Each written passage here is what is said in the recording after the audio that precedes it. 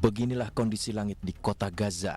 Letupan bom dan rudal yang meluncur terlihat menyala di atas langit. Kondisi ini melengkapi kengerian warga Palestina menjalani hari-harinya. Sudah hampir memasuki 1 bulan, pasukan Israel menggempur wilayah Gaza tanpa henti. Hingga saat ini serangan-serangan tersebut masih terus terjadi. Serangan dilakukan melalui jalur darat dan udara. Seluruh bangunan-bangunan tempat tinggal warga justru menjadi sasaran. Gempuran bertubi-tubi Israel atas Gaza ini membuat situasi kemanusiaan di wilayah itu kian memburuk. Situasi Gaza semakin memprihatinkan. Warga yang selamat mencoba mencari keluarganya di tengah reruntuhan hancurnya jalanan dan bangunan. Warga Gaza saat ini berada dalam situasi rasa panik, ketakutan, dan kekhawatiran yang mendalam.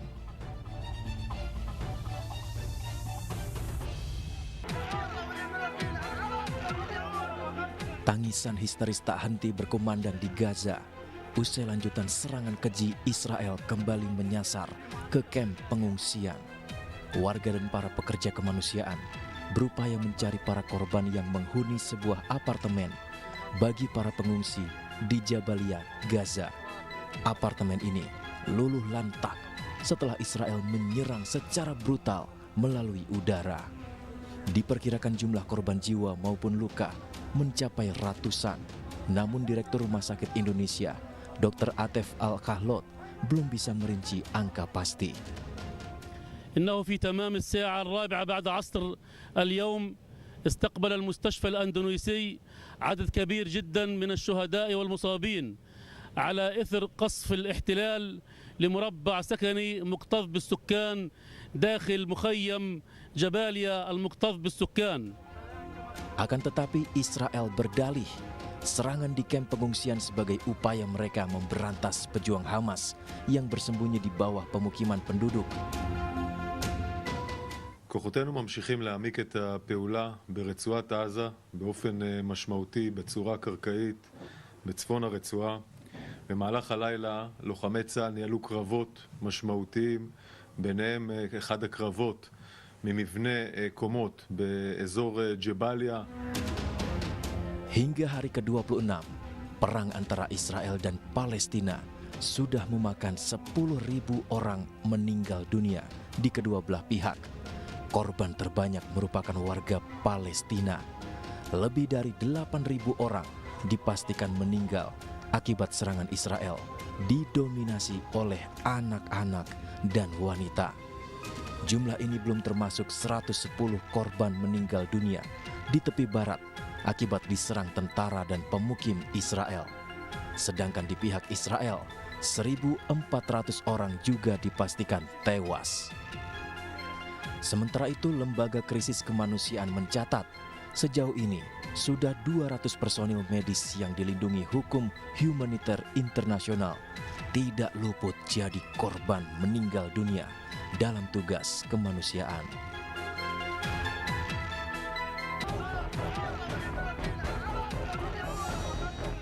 Tiongkok mengatakan pihak sangat terkejut dengan rentetan serangan udara Israel terhadap sebuah kamp pengungsi dekat kota Gaza. Serangan pada hari Selasa meratakan gedung-gedung apartemen, menyebabkan orang-orang termasuk anak-anak terkubur di dalam reruntuhan. 中方对加沙地带难民营遭袭，造成大量平民伤亡，深感震惊，对此予以强烈谴责。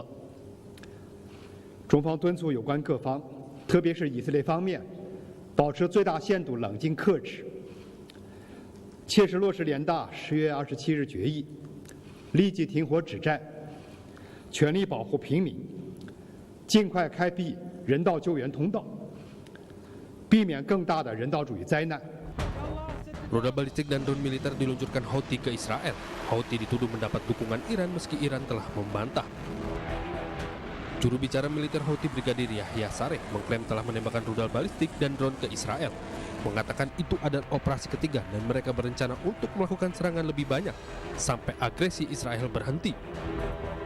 Awal bulan ini kapal perusak Angkatan Laut Amerika Serikat di Laut Merah mencegat 3 rudal jelajah dan beberapa drone yang diluncurkan ke arah Israel oleh Houthi yang menguasai sebagian besar wilayah utara Yaman termasuk ibu kota Sanaa. Proyektil misterius juga menyerang wilayah Mesir dekat perbatasan Israel. Iran telah lama membantah mempersenjatai kelompok Houthi.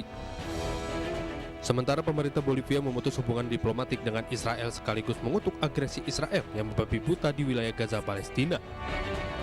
Selain itu, Bolivia juga menuntut Israel untuk menghentikan serangannya di Gaza yang menewaskan ribuan orang dan memaksa sekitar 1 juta orang Palestina untuk mengungsi di beberapa titik di Gaza yang juga menjadi target serangan Israel. Bolivia menyatakan berprinsip pada hak hidup, perdamaian, dan kemerdekaan serta menantang segala tindakan yang tidak manusiawi. Tim Liputan iNews melaporkan. Beginilah kondisi kerusakan ruangan kantor di Kupang, Nusa Tenggara Timur akibat gempa. Dinding bangunan utama pada lantai 3 kantor gubernur mengalami retakan. Selain itu, sebagian plafon pun runtuh. Hingga kini belum ada laporan terkait korban jiwa akibat gempa tersebut. Sementara itu, gempa yang terjadi pagi tadi juga membuat warga Kupang panik serta berlarian keluar rumah untuk menyelamatkan diri. Kerusakan di bagian dalam ada tidak? Bagian dalam cuman ada satu saja, tapi itu AC. AC kita ini kan gantung di plafon. Nah, karena goyangan itu dia cuman terlepas. Pihak BMKG menyatakan gempa tersebut dirasakan warga di Kota Kupang, Kabupaten Kupang, Timur Tengah Selatan, dan Rotendao. Adapun gempa susulan dengan skala kecil terjadi 2 kali. Sebelumnya gempa bumi dengan kekuatan 6,6 magnitudo berpusat di darat dengan jarak 24 km tenggara Kupang. Dari Kupang, Nusa Tenggara Timur, Emmanuel dan Fabianus Benyi, iNews melaporkan.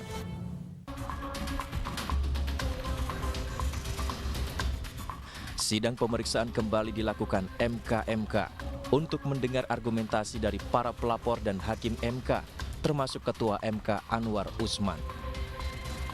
Wakil Ketua Mahkamah Konstitusi Saldi Isra juga telah menjalani pemeriksaan Majelis Kehormatan MK selama 1 jam. Ia tak menanggapi mengenai dissenting opinion atau perbedaan pendapat dalam putusan MK mengenai batas usia Capres-Cawapres dan menyerahkan semua ke Majelis Kehormatan. Berapa pertanyaan? Sekitar 1 jam. Kira-kira nyampein apa gitu? Apa gimana, Pak? Oh. Jadi tadi dikonfirmasi soal dissenting itu, Prof. Nanti tanya ke anggota MK-nya ya. Nanti kalau saya jawab di sini, yang saya sampaikan di dalam kan jadi repot juga nanti jadi. Yang ditemukan dalam pelaporan salah satunya yakni adanya dugaan pembiaran dari hakim, tidak mengingatkan ketua yang memiliki hubungan kekeluargaan sehingga merujuk pada dugaan pelanggaran etik hingga dugaan kebohongan. Pembiaran.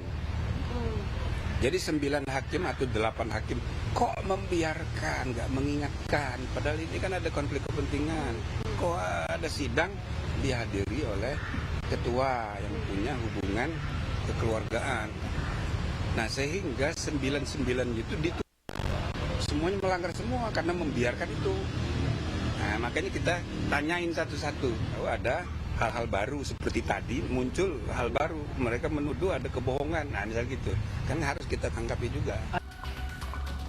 Majelis Kehormatan Mahkamah Konstitusi menerima 11 dugaan pelanggaran etik yang dilakukan Hakim Mahkamah Konstitusi.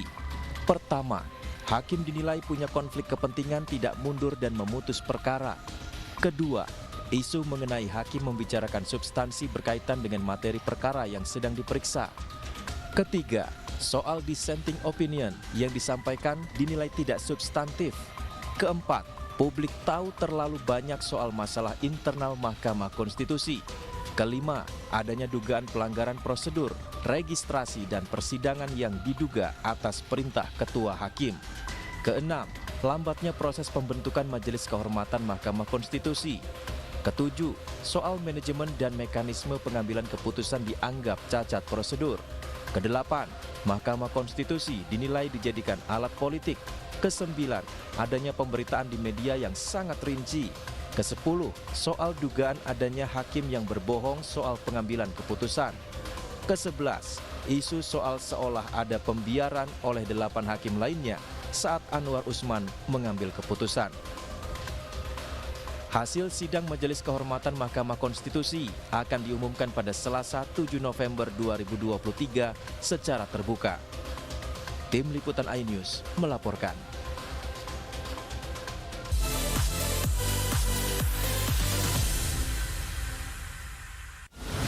menyoroti kecurangan. PTS ini bukan soal korupsi. Itu ditemukan, itu fakta yang ditemukan di lapangan. Menyuarakan keadilan. Melarikan diri melalui sungai. Wilayah tidak tersentuh oleh negara. Laporan mendalam dan eksklusif.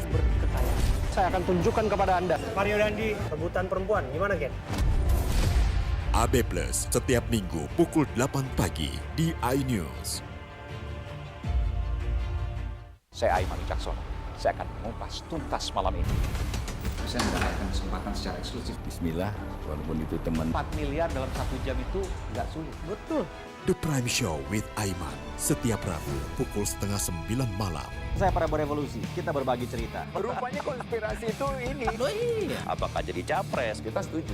Sebetulnya saya ini untuk menjadi presiden, saya harus siap. Konspirasi Prabu setiap Rabu pukul 9:30 malam.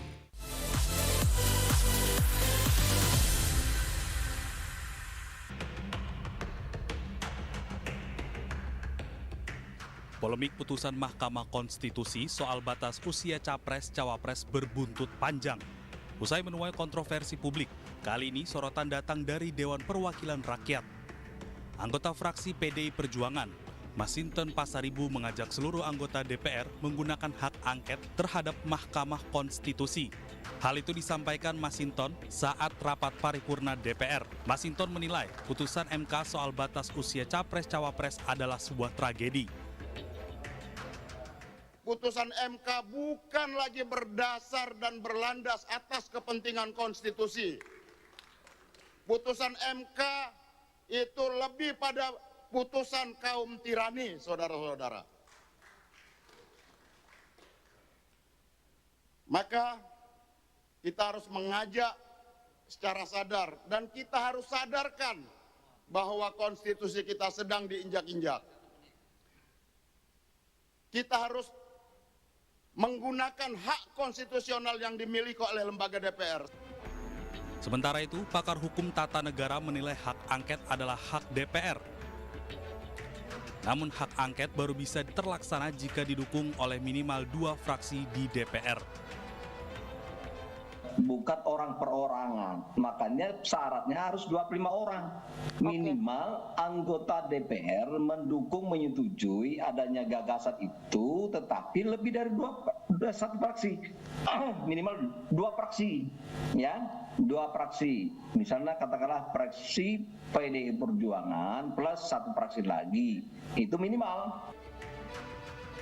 Masinton mengklaim interupsi dan usulan penggunaan hak angket kepada MK bukan dilakukan atas alasan politik, namun menjaga konstitusi dari dugaan praktek nepotisme yang mencemarkan amanat reformasi. Dari Jakarta, tim liputan iNews melaporkan.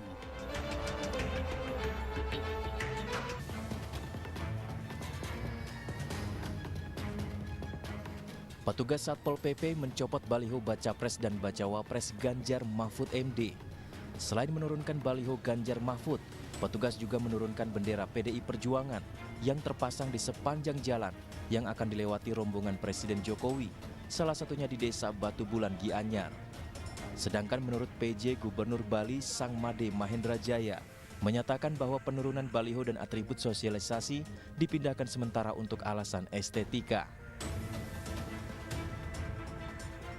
Menanggapi berita dan video adanya pencabutan alat sosialisasi pada saat kunjungan kenegaraan, dapat saya tegaskan faktanya tidak demikian. Alat sosialisasi berupa bendera, baliho banyak terpasang dan tersebar di kota Denpasar sepanjang jalan di Batu Bulan sampai dengan mendekati tempat acara. Yang dilakukan adalah menggeser sementara alat sosialisasi. Presiden Jokowi angkat bicara terkait pencopotan baliho tersebut. Ia pun memerintahkan pemerintah daerah untuk berhati-hati menata atribut partai. Dia mengatakan semestinya pemerintah daerah meminta izin kepada pengurus partai terkait pemindahan atribut. perlu saya sampaikan bahwa pemerintah daerah, pemerintah provinsi, pemerintah kabupaten, pemerintah kota, pemerintah pusat, semua harus netral. ASN semua harus netral, TNI semua harus netral, Polri semua harus netral. Oleh sebab itu, pemindahan beberapa atribut partai-partai itu mestinya pemerintah, kabupaten dan kota, serta provinsi minta izin kepada pengurus partai di daerah. Berkomunikasi dengan pengurus partai di daerah. Jangan sampai nanti terjadi miskomunikasi dan menjadikan semuanya tidak baik.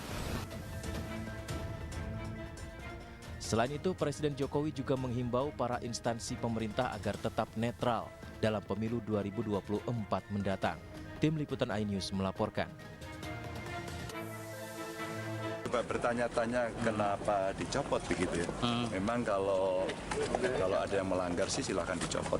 Tapi kalau tidak ada yang melanggar ya sebaiknya tidak perlu berlebihan gitu ya. Itu akan baik. Tapi saya senang karena saya sudah komunikasi dengan Pak Wayan Koster kemarin, akhirnya ada statement terus kemudian dipasang lagi. Ya kita semua belajar lah. Ya. Yang penting semua harus mendorong bahwa pemilu besok harus berjalan dengan baik, ya, aparatur semuanya bisa netral gitu ya. Gitu. Ketua Tim Pemenangan Nasional Ganjar Mahfud, Arsyad Rashid, mengumumkan sejumlah nama baru di jajaran TPN Ganjar Mahfud. Nama-nama yang masuk didominasi oleh purnawirawan dan pengusaha muda. Mereka akan menduduki sejumlah posisi di TPN, mulai dari wakil ketua dan posisi tim pemenangan muda.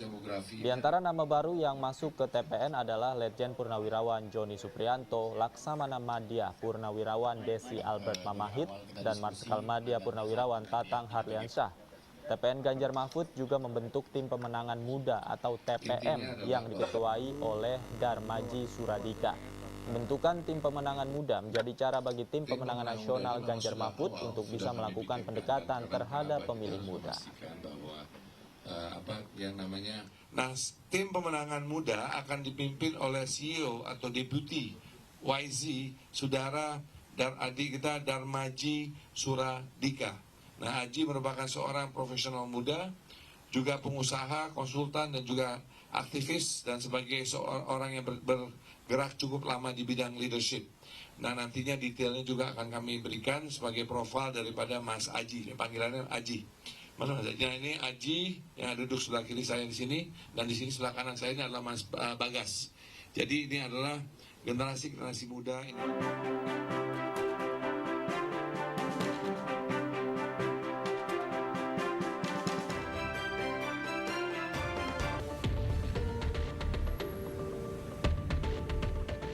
Pemprov DKI Jakarta kembali melakukan razia uji emisi setelah sempat dilakukan pada September lalu.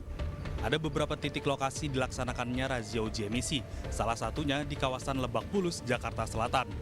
Sejumlah kendaraan dihentikan secara acak untuk dilakukan tes uji emisi. Jika lolos uji emisi, maka kendaraan dipersilakan melanjutkan perjalanan, sementara yang tidak lolos akan ditilang. Di lokasi ini terdapat 2 pos pengujian, yakni untuk kendaraan berbahan bakar bensin dan kendaraan berbahan bakar solar. Razia dikenakan untuk kendaraan roda 2, roda 4, atau lebih, hingga kendaraan yang usianya lebih dari 3 tahun. Baik, untuk kegiatan uji emisi khususnya Capil Jakarta Selatan, kami gabungan dari suku Dinas Lingkungan Hidup, begitu juga masuk Dinas Perhubungan. Untuk penghentian kendaraan kita secara acak, Pak. Jadi kita nggak melihat motor atau mobil apa secara acak aja. Setelah kita berhentikan ada 25 kendaraan, terdiri dari 10 kendaraan roda 4. Untuk kendaraan yang tidak lolos uji emisi, petugas mengenakan sanksi denda dan tilang. Untuk pengendara roda 2 atau sepeda motor dikenai tilang sebesar Rp250.000, sementara kendaraan roda 4 atau lebih dikenai tilang Rp500.000. Dari Jakarta, Faisal Rinaldi, Rama Romadona, iNews melaporkan. Polsek Koja melakukan pengamanan di bangunan pusat perbelanjaan Koja Trade Mall usai mall tersebut mendapatkan ancaman teror bom pada hari ini. Ancaman tersebut diterima manajemen dari follower yang mengirimkan pesan di media sosial Instagram. Polisi pun menutup mal sementara dan melakukan penyisiran untuk memastikan keberadaan ancaman bom seperti yang disebarkan. Dari penyisiran, polisi memastikan Mall Koja dalam kondisi aman dan tidak ada barang yang dicurigai sebagai bom. Dari hasil penyisiran awal kita, tidak ada benda atau barang yang dicurigai sebagai bom. Terus saya langsung melakukan gerakan cepat, takutnya pelaku kabur atau menjauh dari kita. Dari hasil penyelidikan, polisi menangkap 6 pelaku yang terlibat dalam penyebaran informasi hoax tersebut. Ke-6-nya berstatus sebagai pelajar.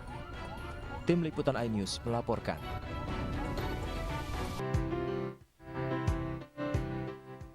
Bonus demografi yang didominasi oleh anak-anak muda harus dimanfaatkan Indonesia sebagai peluang untuk memperkuat ekonomi kreatif, khususnya melalui sektor digital. Kekuatan sektor ekonomi digital terus merangkak naik setiap tahunnya, yang diproyeksikan akan tembus mencapai 130 miliar dolar Amerika Serikat pada 2025 mendatang. Menurut Menparekraf Sandiaga Salahuddin Uno, dalam acara Asian Creative and Digital Economy Youth Summit 2023, sektor ekonomi digital saat ini mampu menopang kebangkitan ekonomi dan menciptakan lapangan kerja baru. Jadi ekonomi digital dan ekonomi kreatif kita bertumbuh, itu perlu ditopang oleh peran anak-anak muda yang memberikan satu inovasi untuk memastikan terciptanya peluang ekonomi dan lapangan kerja yang luas. Sandiaga berharap melalui event ini, anak-anak muda mampu mengambil peran strategis melalui ide dan inovasinya untuk terus memberdayakan ekonomi digital di Indonesia. Dari Jakarta, Damar Wicaksono, iNews melaporkan.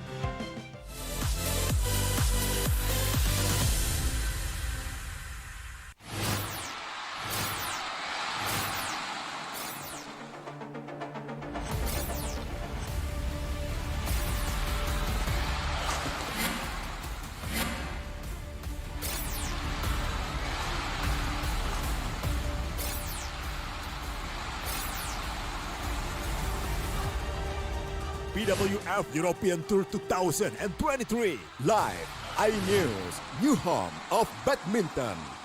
Selamat datang di iNews Today. Lengkapi pagi Anda dengan update informasi terkini. Apa penyebabnya? Apakah karena aspalnya? Ruas jalan ini ambles membentuk lubang. Boleh nggak sih dikasih senjata? Nggak boleh. Saya punya di bawah supervisor. Kita akan langsung bergabung bersama Giselia Nurahmat. Sejumlah bahan pokok mulai mengalami kenaikan. iNews Today setiap Senin sampai Jumat pukul 10 pagi di iNews.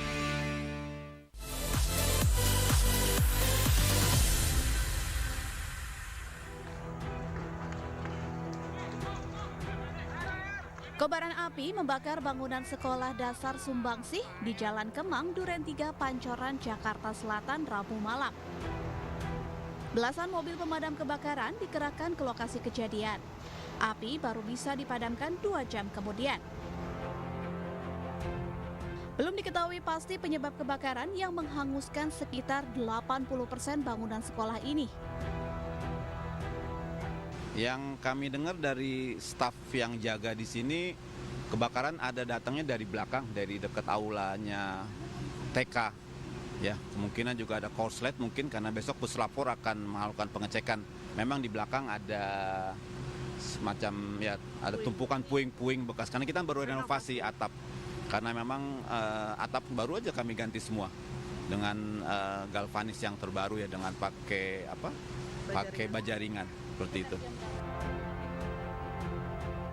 Akibat peristiwa kebakaran ini, siswa akan diliburkan selama sepekan dan pihak sekolah akan mencari solusi lain agar kegiatan belajar mengajar tidak terhambat. Beberapa di antaranya siswa akan bergabung dengan sekolah lain dan mengadakan kelas secara daring untuk sementara.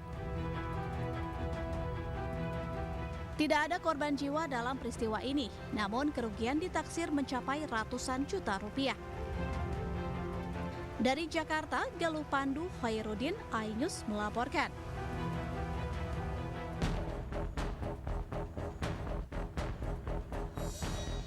Sebuah truk box yang melintas di Jalan Raya Sukabumi, Kecamatan Gebrong, Cianjur, Jawa Barat, dini hari tadi menabrak bengkel hingga ringsek. Kabin truk hancur dan mengakibatkan tubuh sopir truk terjepit.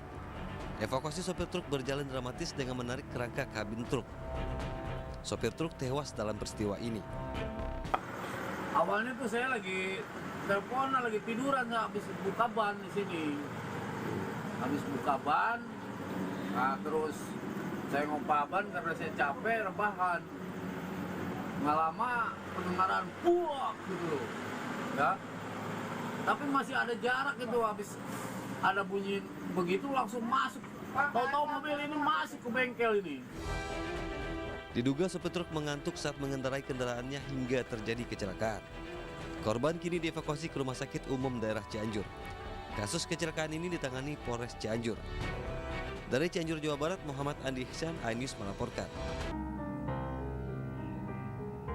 Foto menggambarkan seorang anak laki-laki yang mengenakan seragam sekolah dasar bersimbah darah akibat luka sayatan beredar di media sosial. Peristiwa ini terjadi di lingkungan sekitar sekolah Madrasah Ibtidaiyah Tegalwaru, Malang, Jawa Timur saat jam pulang sekolah. Korban terluka diduga akibat berkelahi dengan sesama teman sekolahnya. Polisi masih mendalami penggunaan senjata tajam dalam perkelahian tersebut. Menurut informasi, diduga terlapor mengajak berkelahi korban itu namun tidak ditanggapi. Tadi ya sudah ya, ketika korban pergi pelaku mengejar dengan salah satu telepon yaitu membawa cutter. Orang tua korban sudah melapor kejadian ini ke polisi. Polisi pun sudah meminta keterangan sejumlah saksi dan pelapor. Sementara korban sudah mendapatkan perawatan di rumah sakit namun masih istirahat dan trauma. Saat ini kasus sudah dilimpahkan ke Unit Perlindungan Perempuan dan Anak Polres Malang karena korban dan pelaku masih di bawah umur. Dari Malang, Jawa Timur, Denny Irwansah, iNews melaporkan. Murid-murid SD Negeri Baros Mandiri 3 Cimahi, Jawa Barat yang tengah belajar ini langsung berlarian keluar kelas saat hujan deras dan angin kencang menerjang sekolah mereka. Para murid berlindung ke bagian bangunan yang aman. Angin kencang merobohkan pintu kelas dan merusak plafon sekolah. Hujan juga memecahkan jendela di salah satu kelas. Akibat kejadian ini, proses belajar mengajar pun dihentikan. Petugas kebersihan sekolah langsung membersihkan puing-puing bangunan. Tidak ada korban jiwa dalam kejadian ini karena murid langsung dievakuasi. Saya udah nyoba itu pintu kalau hujan kan memang pintu saya ganjal, maksudnya takutnya angin gitu. Sudah saya ganjal sama meja itu pintu. Ternyata itu si angin besar seperti waduh kalau yang tahu nih Pak. Kayak puting beliung Pak. Akibat peristiwa ini, siswa kelas 1 hingga 6 terpaksa diliburkan. Sementara ruang kelas yang rusak langsung diperbaiki. Dari Cimahi, Jawa Barat, Yuwono Wahyu, iNews melaporkan. Dari rekaman CCTV, seorang lansia bernama Wijayanti 73 tahun tengah berolahraga pagi seorang diri di Jalan Bambu Ori Raya, Duren Sawit, Jakarta Timur. Tak lama kemudian datang satu unit mobil putih berisi komplotan pelaku hipnotis yang berjumlah 4 orang. Dengan modus menanyakan alamat, korban diajak berkeliling kota Bekasi menggunakan mobil. Diduga telah dihipnotis, korban bahkan sempat mencairkan deposito di bank hingga mengambil barang-barang berharga lainnya dari dalam rumah. Korban baru tersadar 2 jam kemudian setelah ditegur oleh karyawan minimarket usai diturunkan kawanan pelaku. Udah saya diajak ngobrol, dia cerita. Mungkin di situ saya udah, Ibu, ini nanti Bapak akan memberi Ibu tiap bulan uang untuk diberikan ke anak yatim. Tapi Ibu ada deposito. Saya bilang ada. Ada berapa Bu? Ada ya sekitar 139. Kalau gitu gini Bu, Ibu ada mas-masan juga. Nanti mas-masannya Ibu mau saya ganti dengan punya saya.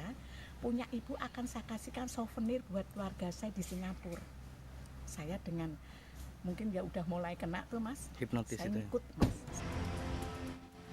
Atas kejadian ini korban mengalami kerugian uang tunai dan emas serta berlian dengan total mencapai 170 juta rupiah. Kini korban bersama keluarganya langsung membuat laporan ke Mapores Jakarta Timur.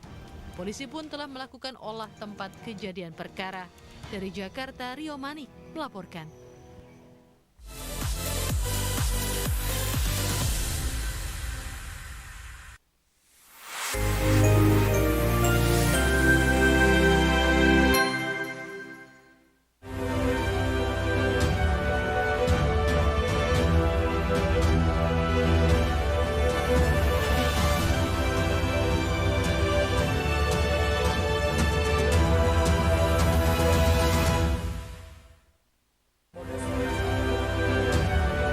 Guru olahraga SDN Oki terlibat retas mobile banking korban.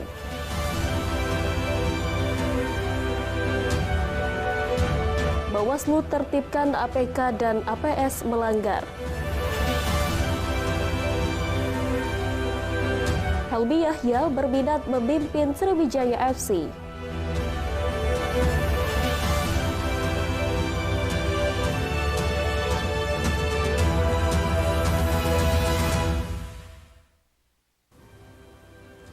Selamat pagi, apa kabar pemirsa? Senang sekali saya dapat menjumpai Anda melalui iNews Sumsel edisi hari ini, Jumat 3 November 2023. Selain 3 informasi utama tadi, berbagai informasi menarik lainnya akan kami hadirkan untuk Anda. Bersama saya Hoirun Nisa, berikut iNews Sumsel selengkapnya.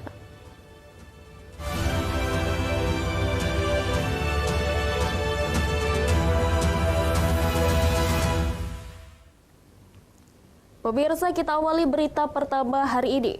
Seorang guru olahraga di Sumatera Selatan diringkus Jatanras Polda Sumatera Selatan.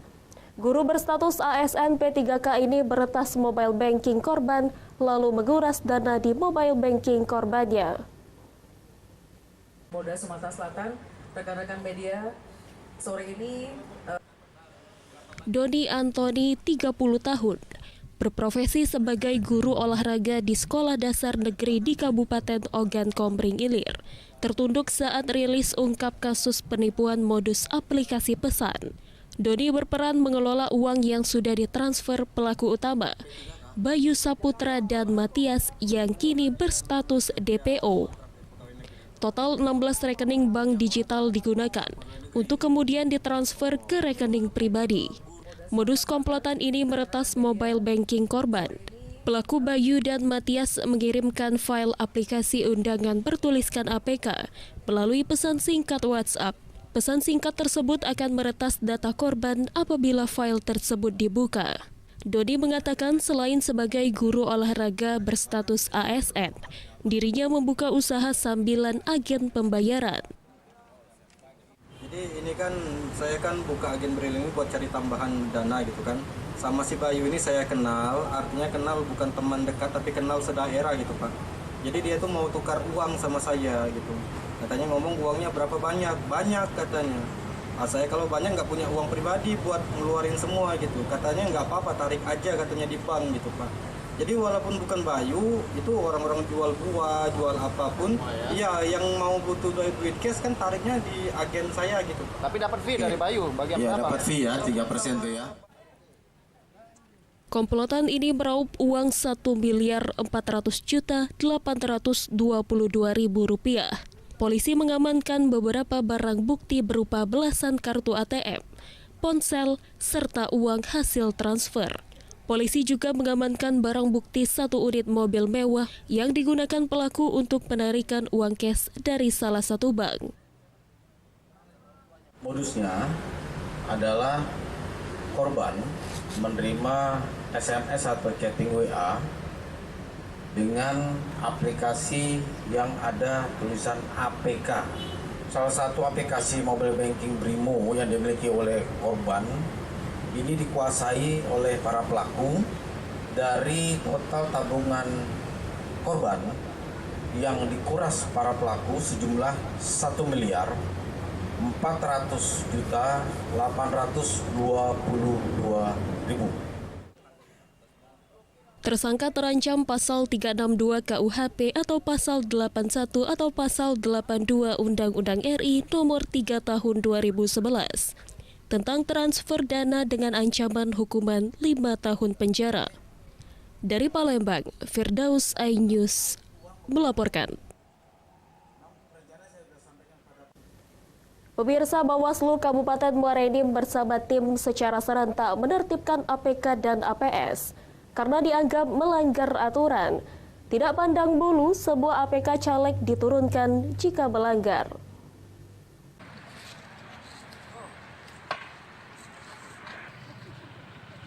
Menindaklanjuti hasil rapat koordinasi dengan pemerintah daerah, para stakeholder, dan sesuai instruksi Bawaslu Provinsi Sumatera Selatan, Bawaslu Kabupaten Muara Enim dibantu pengawas kelurahan desa, anggota Satpol PP secara serentak melakukan penertiban APK yang melanggar karena belum masuk masa kampanye. Kemas Muhammad Ali Akbar, selaku Divisi Penindakan Pelanggaran Bawaslu Kabupaten Muara Enim mengatakan, penertiban APK yang melanggar telah disepakati dengan berbagai pihak untuk melakukan penertiban secara mandiri. Meskipun masih banyak yang terpasang, namun ada beberapa titik sudah dibersihkan oleh partai politik. Dari yang kami monitor di lapangan, atas kerjasama semua pihak termasuk partai politik, APK itu sudah banyak juga secara mandiri dibersihkan oleh partai politik, ya kan? Dan alhamdulillah juga dalam aktivitas ini kami dibantu secara penuh oleh pihak Polisi Pamong Praja, kemudian pihak kepolisian untuk pengamanan, dan mereka semua mensupport pelaksanaan giat pada hari ini. Penertiban APK di Kota Muara Enim dan Kecamatan berjalan lancar dan kondusif. Dari Muara Enim, Edwin Syahsatria iNews melaporkan. Pemirsa, konflik tapal batas wilayah Tegal Binangun perbatasan Kota Palembang dan Kabupaten Banyuasin terus menjadi polemik.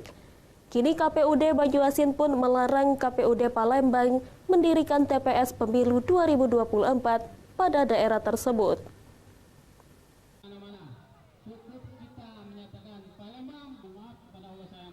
Meski masih menyisahkan konflik tapal batas antara Kota Palembang dan Kabupaten Banyuasin, wilayah Tegal Binangun ramai didirikan sejumlah alat peraga kampanye sosialisasi.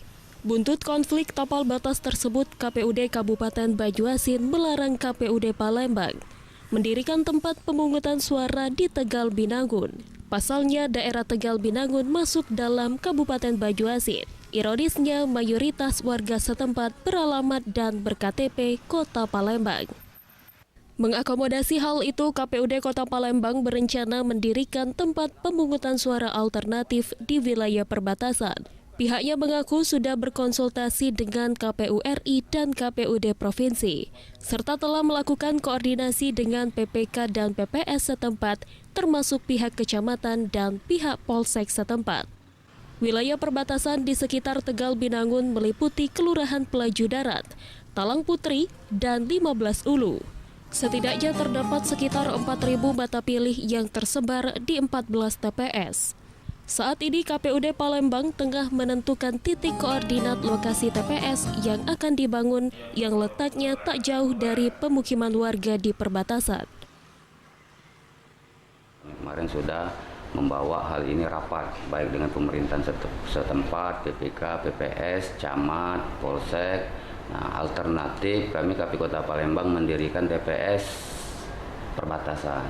Ketemu beberapa titik TPS alternatif. Nah, ini tinggal kami mensosialisasikan kepada warga yang ada di Tegal Binangun bahwasanya hak pilih mereka itu tidak akan hilang. KPU Palembang juga akan mensosialisasikan pendirian TPS alternatif yang akan didirikan di wilayah perbatasan kepada masyarakat Tegal Binangun. Bahkan untuk memudahkan mobilisasi warga memberikan hak pilihnya, KPUD Kota Palembang akan menyediakan mobil yang memfasilitasi warga untuk bisa berangkat ke TPS. Dari Palembang, Muhammad Riza Fahlevi iNews melaporkan. Pemirsa, Komisi Pemilihan Umum Oku Timur menerima logistik pemilu 2024 Informasi yang kami hadirkan sesaat lagi.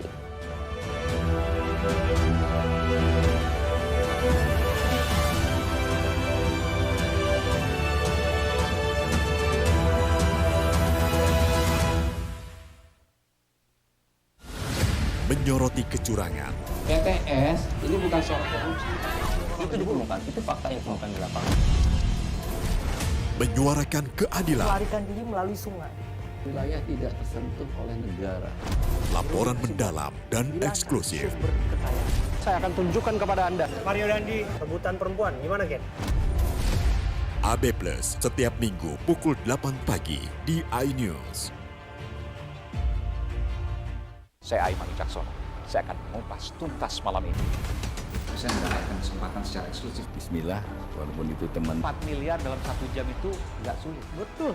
The Prime Show with Aiman setiap Rabu pukul 8:30 malam. Saya Prabowo Revolusi, kita berbagi cerita. Rupanya konspirasi itu ini. Oh iya. Apakah jadi capres? Kita setuju. Sebetulnya saya ini untuk menjadi presiden, saya harus siap. Konspirasi Prabu setiap Rabu pukul 9:30 malam.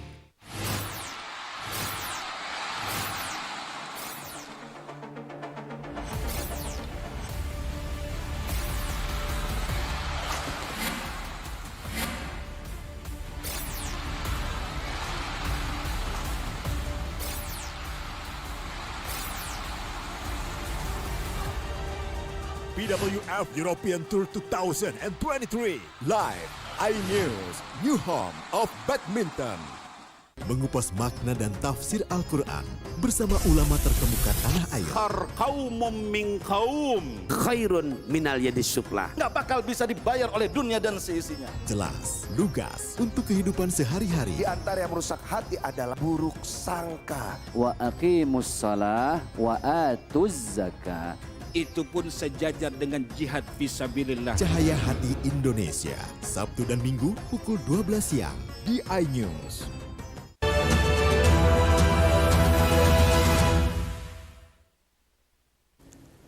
Terima kasih Anda masih bersama kami di iNews Sumsel. Pemirsa, Komisi Pemilihan Umum menerima logistik pemilu 2024. Ribuan bilik suara serta kotak suara untuk kebutuhan pemilu yang akan datang telah tiba di gudang logistik KPU Oku Timur.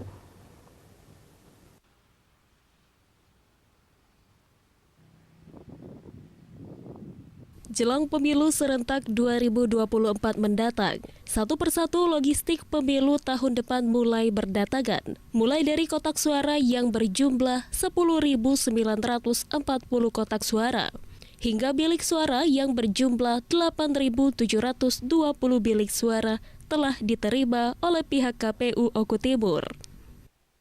Menurut Sekretaris KPU Kabupaten Oku Timur Irto Sunardi, kebutuhan kotak dan bilik suara sudah mencukupi, yakni jumlah TPS Kabupaten Oku Timur berjumlah 2.180 TPS, dengan rincian tiap TPS disediakan 4 bilik suara. Bilik suara sudah sampai ke gudang kita, itu total keseluruhan itu 8.720 bilik suara dan alam sudah selesai dan bagus semua sudah kita terima. Untuk bilik suara sendiri Pak, apakah itu sudah mencukupi untuk pemilu yang akan datang? Untuk kebutuhan bilik itu sudah mencukupi. Untuk satu TPS itu disediakan satu TPS itu berjumlah 4 bilik suara. Untuk logistik keperluan pemilu lainnya seperti segel dan tinta masih belum diterima oleh pihak KPUD Kabupaten Oku Timur. Dari Oku Timur, Jatmiko Francisco iNews melaporkan. Beralih ke informasi selanjutnya, pemirsa, pejabat Gubernur Sumatera Selatan Agus Fatoni menjadi pemateri pendidikan dan pelatihan peningkatan kapasitas lurah se-Sumatera Selatan tahun 2023. Menurutnya, begitu penting posisi lurah dalam mensukseskan program pemerintah Provinsi Sumatera Selatan sebagai pemimpin yang langsung bersentuhan dengan masyarakat.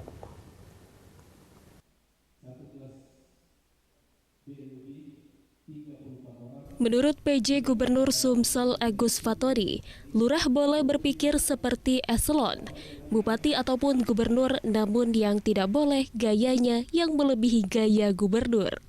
Hal ini terungkap saat mengisi diklat peningkatan kapasitas lurah se-Sumsel tahun 2023 di Aula Putri Kembang Dadar, Bukit Lama, Palembang.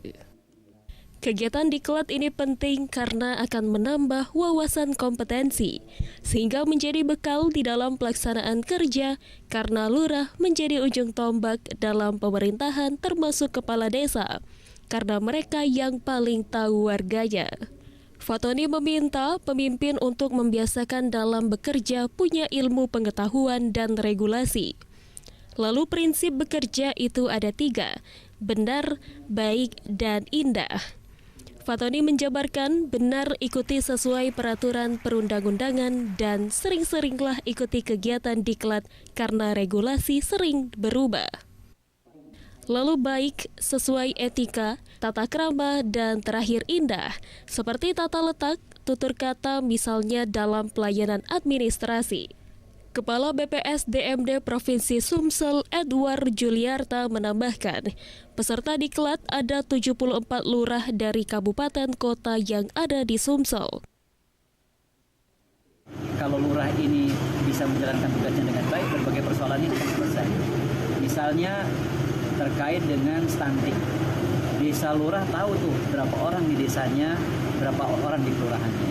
Kalau sudah tahu by name by address, kemudian itu dibagi, data itu dibagi menjadi orang tua asuh, maka selesailah stunting di kelurahan itu, kemiskinan ekstrim di kelurahan itu. Nah, kalau ini semua dilakukan di seluruh provinsi, di satu provinsi di Sumsel, maka akan ringan kita dalam. Pengen semua peserta diklat itu langsung arahan-arahan dari yang tentu yang paling nomor satu Jadi betul-betul jangan sampai ada distorsi informasi, kemudian arahan-arahan yang mungkin bisa menambah semangat teman-teman untuk menjalankan tugas pokok dan fungsi. Apalagi kita tahu di tahun depan yang luar biasa. Selain itu, Agus Fatoni meminta lurah untuk menjaga netralitas dalam pemilu serentak 2024 mendatang. Dari Palembang, Bambang Irawan, iNews melaporkan.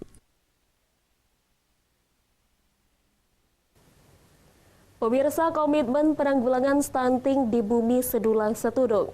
Ketua Tim Penggerak PKK Kabupaten Banyuasin Mary Hadi Rustam menggandeng puluhan guru PAUD. Upaya ini sebagai sarana peningkatan produktivitas pemenuhan gizi balita sejak dini.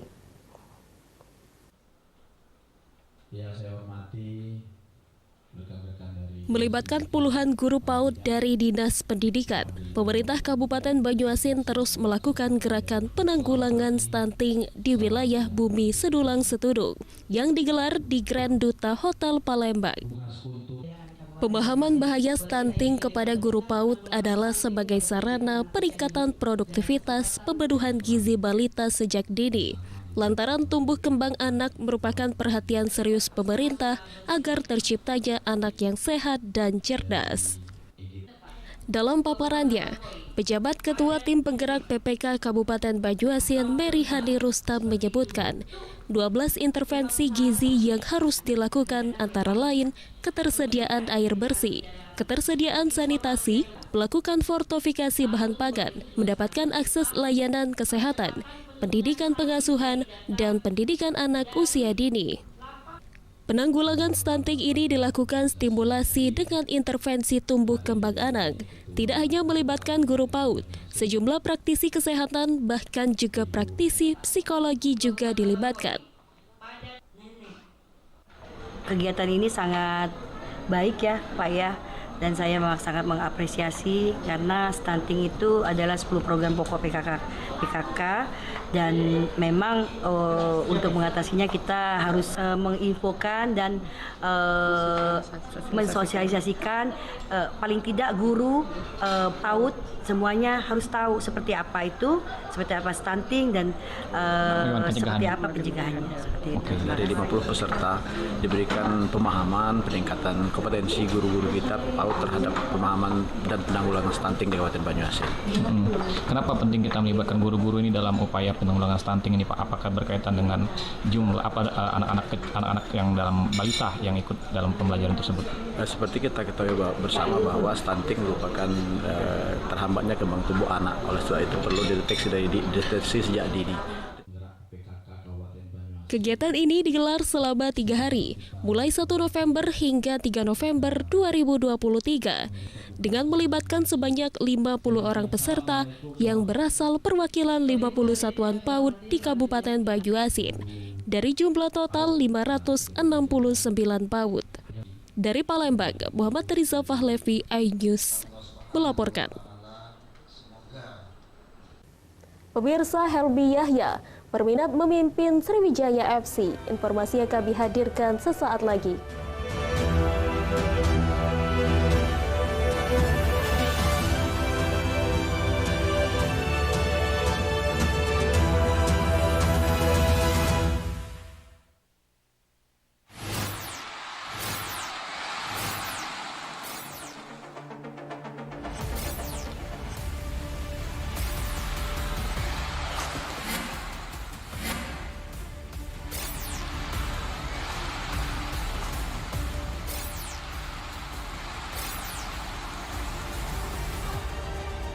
BWF European Tour 2023 live iNews, new home of badminton.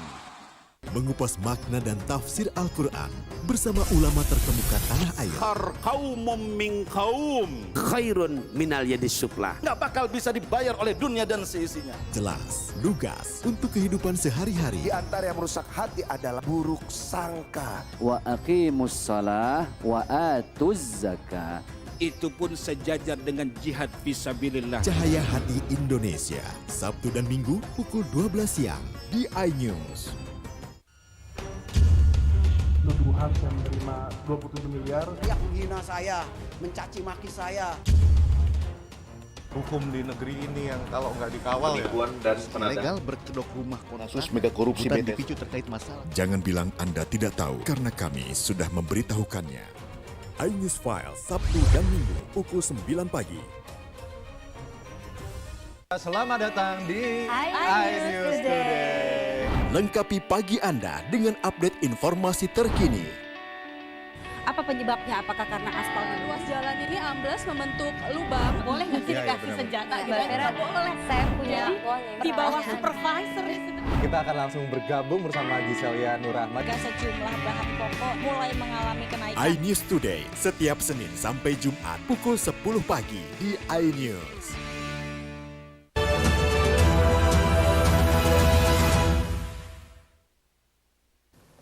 Anda masih bersama kami di iNews Sumsel.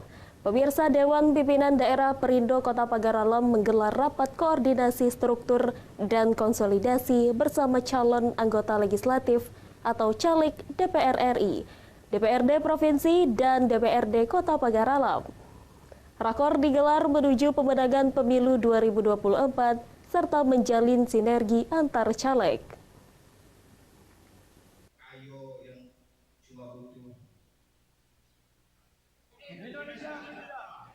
Kegiatan rapat koordinasi pemenangan Partai Persatuan Indonesia atau Perindo dihadiri langsung Ketua Dewan Pimpinan Wilayah Provinsi Sumsel Februar Rahman, Ketua Dewan Pimpinan Daerah Kota Pagar Alam Zulfikri, serta caleg Dewan Perwakilan Rakyat Daerah Provinsi maupun caleg DPRD Pagar Alam serta seluruh kader Partai Perindo di Kota Pagar Alam.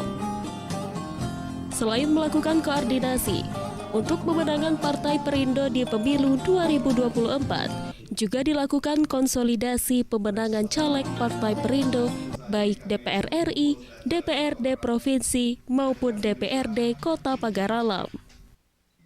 Dalam kegiatan ini juga diberikan pembekalan serta program yang akan dilakukan dalam pemenangan Partai Persatuan Indonesia pada pemilu 2024. Kartu anggota berasuransi, serta membantu pelaku UMKM menjadi program Partai Perindo yang sangat dirasakan masyarakat. Dengan konsolidasi ini akan semakin solid, kompak, sehingga meyakinkan kita bahwa di Partai Perindo ini 2024 akan signifikan mendapatkan kursi minimal di Pagar Alam itu 1 kursi 1 dapil. Ya. Harapan ini bukan hanya sekadar harapan, ini adalah bagian dari bukti bahwa kita siap menang untuk pemilu 2024 yang akan datang.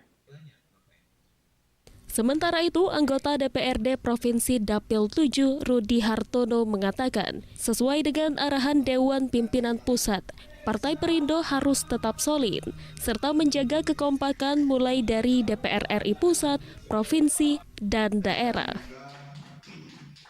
Kita terpilih nanti, kita akan melanjutkan program-program yang belum selesai. Yang untuk sekarang ini, program itu salah satu di Kota Pagar Alam, kita telah memasukkan lampu jalan dan jalan-jalan melalui bantuan gubernur di Sumatera Selatan. Insya Allah ke 2004 nanti akan kita lebih tingkatkan lagi seluruh program-program itu. Dari Pagar Alam, Yudi Faifman, iNews melaporkan. Pemirsa, Sriwijaya FC yang masih terpuruk di Liga 2 Indonesia usai degradasi pada 2018 silam membuat publik figur asal Sumatera Selatan Helmi Yahya berminat menjadi presiden Sriwijaya FC. Presenter kondang ini ingin mengembalikan kejayaan Laskar Wongkito.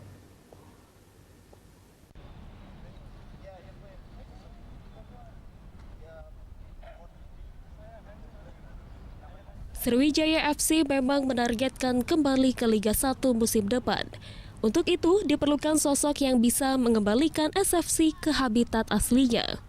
Presenter kondang Helmi Yahya prihatin dengan kondisi SFC dan berminat menjadi presiden SFC dengan mengantongi dukungan kelompok supporter. Menanggapi hal ini, Direktur Utama PT Sriwijaya Optimis Mandiri Asvan Fikrisanov mengatakan, sudah menjalin komunikasi dengan Helmi Yahya. Manajemen yakni kapabilitas Helmi Yahya sebagai pengusaha dan publik figur nasional, serta memiliki jaringan luas bisa berdampak positif bagi Laskar Wongkito. Namun manajemen belum bisa mewujudkan, karena harus ada proses rapat pemegang saham lantaran terkini saham SFC sebesar 92% dimiliki Hendry Zainuddin. Belum lagi ada tuntutan bekas sponsor SFC Digi Asia. Hal ini terkait pemakaian dana yang masih belum dikembalikan oleh manajemen SFC sebelumnya. Dalam perjanjian terdahulu, jika pemakaian dana tersebut tidak dapat dikembalikan, maka akan dikonversi menjadi saham PT SOM selaku pengelola klub Sriwijaya FC. Sehingga jika Digi Asia menang, maka peluang Helmi Yahya mungkin ditentukan bekas sponsor ini. Saudara Helmi Yahya itu menjadi presiden SFC itu keputusan dalam rapat pemerintahan. Nah, siapa pengusaha besar ini adalah Pak Zainuddin, Pak Azeb 92%, ya, 2%. Nah, dalam perjalanan ya saham ini sekarang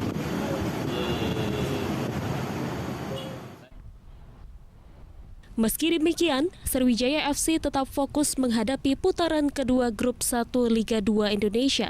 SFC akan melawat ke Sada Sumut pada 5 November mendatang dengan target kemenangan. Dari Palembang, Bambang Irawan, iNews melaporkan. Pemirsa, informasi tadi mengakhiri iNews Sumsel hari ini. Terima kasih atas kebersamaan Anda. Saya Hoirunisa dan kru yang bertugas mengucapkan selamat pagi dan selamat beraktivitas.